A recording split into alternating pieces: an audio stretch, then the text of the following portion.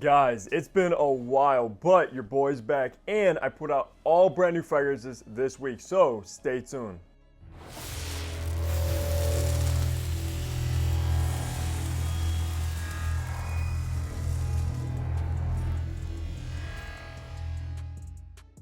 Hey, what's good guys? Hunter here and welcome back to the channel where I upload weekly fragrance content, so you already know what to do. Hit that subscribe button down below and also be sure to follow me over on my Instagram page. Now I know the weekly fragrance rotation, we pretty much put a halt on this series for about a month because I was in the process of a move and I'm finally settled in and got all my fragrances set up, which was a huge hassle, guys. Very stressful when you have over 600 bottles of fragrances to move around. It's all over and we're back making this series on a weekly consistent basis, so look forward to that. And I'm looking forward to creating this series because I love doing these. Like I said in the intro, guys, I did pull out basically all brand new fragrances within my collection because since that time I've been gone, I have got so many new fragrances in the collection that I've been wearing and testing. So without further ado, let's get right into Sunday. Sunday happened to be in the high 60s but rainy outside, and I did pull out a new Middle Eastern fragrance, and it is Lattafa's Oud for Glory, which of course, looking at this bottle, it is inspired by Initio's Oud for Greatness.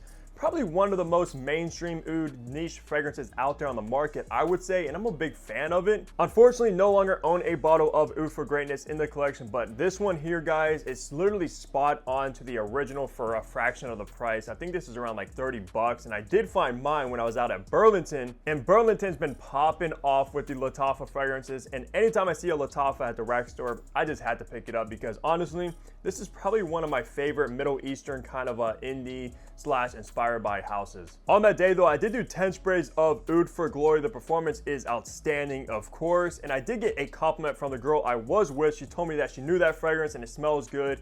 And she actually does know this DNA because she is familiar with Oud for Greatness. If you don't know this scent profile, it's basically like this spicy saffron, barnyardy kind of animalic oud, but it's not really over the top where it's completely offensive, I would say. It still very much is a wearable oud fragrance, especially for like the fall and winter. So highly recommend checking out Oud for Glory by Lattafa, especially for that price. Monday was in the low 70s and cloudy outside, and I pulled out another Middle Eastern fragrance that is new in the collection. This one is Afnan Supremacy Silver, which if you're not familiar with this one, it is very similar to Aventus, even more so than Not Only Intense, which is probably the most popular from Afnan, especially in the Supremacy line. However, this one doesn't perform as good as Not Only Intense, but honestly, I think I might prefer this scent profile because the pineapple in here is so realistic, so juicy. And if you're looking for that Aventus take from Afnan, at least, I definitely would recommend Silver over Not Only Intense for that especially. Because with Not Only Intense, it's more so in that hacivat kind of realm. It has this very heavy black currant note. I believe a lot of oak moss. This one actually has pineapple and just very well done from Afnan. And it's crazy too because this is another cheapie for around like 20, 30 or so dollars, which you really can't beat. And that's especially why Afnan, Lattafa, all these Middle Eastern houses are completely taken off because they're coming out with bangers at such affordable price that you really cannot go wrong with. On that day, I did do 10 sprays of Supremacy Silver. I got no compliments. Like I said, the performance isn't really the best. It's weird though because I thought the Supremacy line was like their high-end line.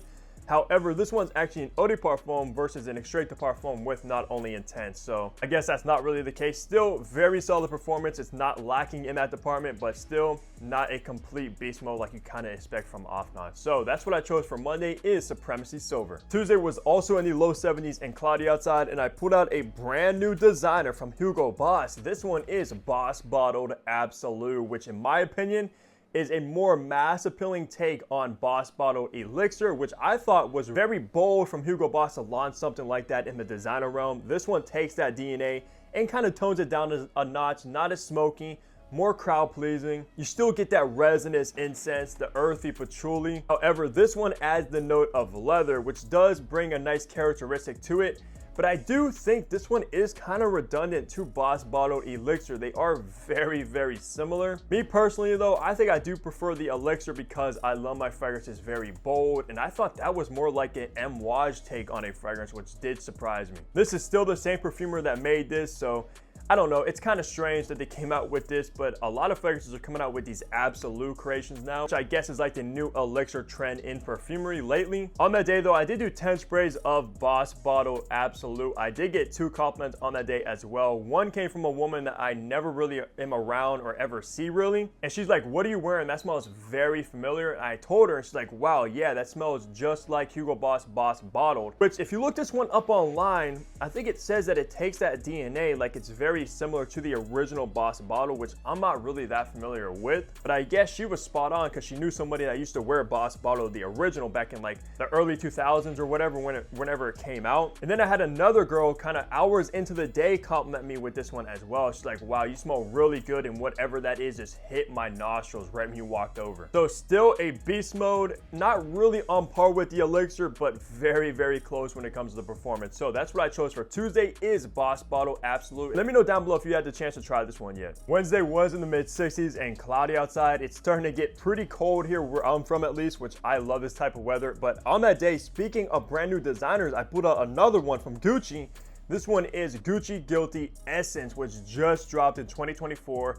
And I'm a big fan of the original Gucci Guilty, which honestly really didn't get that much hype or talk about, and was one of the first fragrances I ever owned in my collection. I still have that bottle from maybe around 7 or 8 years ago. This new one though is extremely similar to the original Guilty, being a very aromatic kind of lavender, coriander style fragrance with some earthy patchouli in the base, which kind of goes along with this green style bottle scheme. But for me personally, I don't really see this one doing all that good. It's not extremely crowd pleasing. It's not really a compliment beast that I would think of. It's because it's overly, and I mean overly, that fougere aromatic kind of old school style vibe. And for me personally, I think the best one in the Guilty line is Guilty Elixir without a doubt. However, still great because I love my fougere aromatic barbershop style fragrances, and I was a big fan of the original Guilty. So I enjoyed this release, but I don't really see it doing all that great in the market, at least. On that day though, I did do 10 sprays of Guilty Essence. This one is an eau de toilette, which is surprising. Performance was decent, didn't last the longest, but it did project very heavy for the first few hours. No compliments on that day either. Like I said, don't really see this one getting much attention, but if you're just somebody that likes designers, you like aromatic style fragrances, this one is definitely worthy of checking out. But that's what I chose to wear on Wednesday, is this brand new launch. Thursday was in the mid 70s and cloudy outside, and I pulled out a new fragrance, at least in my collection, but it's been around a long time, and it is Ralph Lauren's Polo Red, which surprised me, you guys, because I've always kind of just wrote off Ralph Lauren for fragrances, at least. But man, these are actually very unique, because with Polo Red, you do get this kind of red berry vibe, and I think it's coming from cranberries, which honestly, you don't really see much in perfumery at all. So I thought that was interesting, along with this kind of nice citrus kind of touch with some spices. And man, this is actually very, very good. And I'm kind of ashamed of myself from writing off Polo. My favorite was, of course, the original like Polo Green, but I've always looked at Ralph Lauren as kind of like rack store cheap fragrances. But man, this is actually solid for what it is. It also has this very warm amber base, and I think there's coffee in here, but I honestly don't really get that much coffee. It's mostly amber when it dries down. And on that day, also did my usual 10 spray routine with Polo Red. The performance was decent, kind of what you kind of expect from this. Not exactly beast mode, but it wasn't as weak as I thought. And this is the kind of fragrance that if it's oversprayed, it could become very cloying from the fruits. So just be cautious of that, and it projects heavy, and I mean heavy, in the first couple hours. Got no compliments with this one either. Don't recall being around that many people, but that's what I chose for Thursday, is Ralph Lauren's Polo Red. Friday was in the high 70s and sunny outside, and I put out a brand new niche fragrance in the collection from one of my favorite kind of underrated niche brands, and it is Bon Parfumier's 502, guys. And this is their newest launch, part of their Extrait collection. And wow, this stuff is absolutely gorgeous, especially if you love iris. You're gonna fall in love with this one, guys. Has a very authentic, waxy, kind of luxurious iris note going on with this chocolatey cacao vibe. Just a beautifully done fragrance that I can see being perfect for going out in the evening time, maybe on a date. This is gonna be a stunner. Probably one of my new favorites within the Bon Parfumier collection, and I do own quite a few behind me. If you saw some of my recent reviews, I did review a ton of these because how surprised I was, and especially at the prices you can get these at. On that day though, kind of just ran some errands. I did do 8 sprays of 502. The longevity was incredible, lasted easily all day long. Being an extrait de parfum, you kind of expect that. Got no compliments on that day either, but I think if you wear this one in the right setting, people are gonna fall in love with it and ask you what you're wearing. So for all my iris lovers out there, this is a must check out, at least sample or something, because I think you will be surprised and very pleased with this fragrance. But that's what I wore for Friday, is 502 by Bon Parfumier. Wrapping the week off on Saturday, it was in the low 70s, but sunny outside, beautiful day, and I pulled out a new fragrance I just picked up on the day prior at a rack store, and this is a very hyped Middle Eastern fragrance. It is Latafa Hamra Kawa, which Kawa actually means coffee, I believe, in Arabic. So this is basically just like the name says, guys. It's Hamra with this dominant coffee note, and wow, it's a banger. If you aren't already familiar with Hamra, it is a clone or inspired by Kilian's Angel Share, which is one of the best boozy fragrances on the market.